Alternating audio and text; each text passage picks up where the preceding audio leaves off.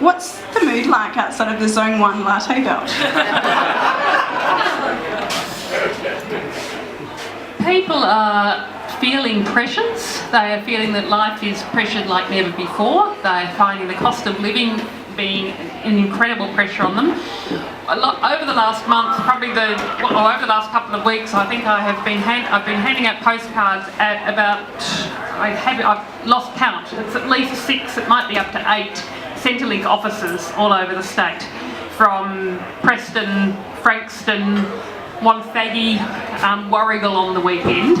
And so it's probably those people that I've been most in touch with, and it's been really interesting talking to people who are there, attending Centrelink. Some of them are on New Start, some of them are single parents, some of them are pensioners, quite a lot of people on disability pensions as well.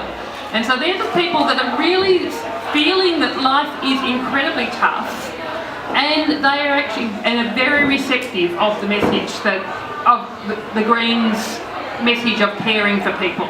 So our postcards we've been handing out, the last one I did with Alex in Preston just a couple of days ago this week. Yesterday, was it? Yes. And people who are struggling, what we're asking them to do is to sign postcards to send off to the Minister for Employment to increase the New Start allowance by $50 a week and to restore the single parents benefits back to where they were before they were slashed by the current government, who took 4 times as much away from single parents as they have got from the mining tax so far this year. So people, on hearing that we are actually caring about people, it's giving people this really different perception of what the Greens are all about. But we know that's what we've been all about, all along. We know that we've been wanting to give people opportunities to flourish, and that we can afford to be looking after people as well as protecting our environment, as well as looking after refugees. So those people they're actually really interested in a political alternative to the old parties, because they really do feel that they've been abandoned by the old parties, and that the old parties have turned their backs on them, and certainly that Tony Abbott's got nothing to offer them, and very let down and disappointed by the Labor Party.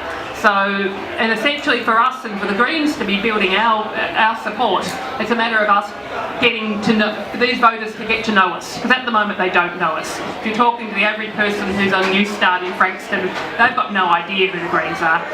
There was a young woman I spoke to who had only recently got out of jail, and she was actually only taking interest in politics for the first time in her life.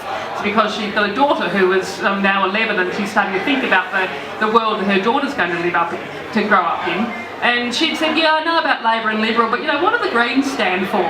And so it was a really interesting conversation talking to her and talking about the things that we stood for that really would make a difference to her life. And I'm pretty sure I got a vote there.